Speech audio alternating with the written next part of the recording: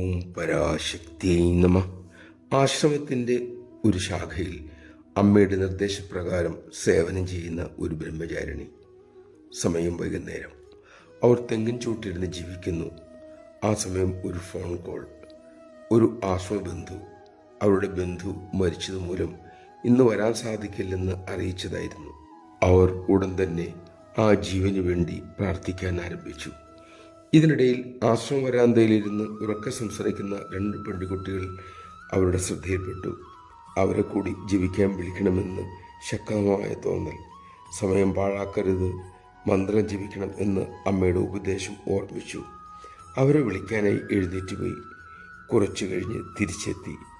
താൻ ഇരിക്കുന്നിടത്ത് തെങ്ങിൻ്റെ കൂറ്റൻ മടക്കല വീണു കിടക്കുന്നു. താൻ അവിടെ ഇരുന്നിരുന്നുവെങ്കിൽ തൻ്റെ തലയിൽ വീഴേണ്ടതായിരുന്നു എന്നും അതവർക്ക് മനസ്സിലായി. അമ്മ തന്നെ എഴുന്നേൽപ്പിച്ച് വിട്ടതാണ്. മാത്രമല്ല, മരണം ഏത് നിമിഷത്തിലും ഏത് രൂപത്തിലും വരാം എന്നും അവർക്ക് ഉള്ളിൽ തട്ടി വെളിപ്പെട്ടു. നമഃ ശിവായ. മറ്റുള്ളവരുടെ നന്മയ്ക്ക് വേണ്ടി നാം പരിശ്രമിക്കുമ്പോൾ നമ്മുടെ സുരക്ഷിതത്വത്തിൻ്റെ ചുമതല അമ്മയുടെ തൃക്കരത്തിലാണ്. കൂടെയുള്ള മൃത്യുവിനെ ഓർക്കുക. നാമം ജപിക്കാനുള്ള താല്പര്യം തനിയെ ഉണ്ടാകും.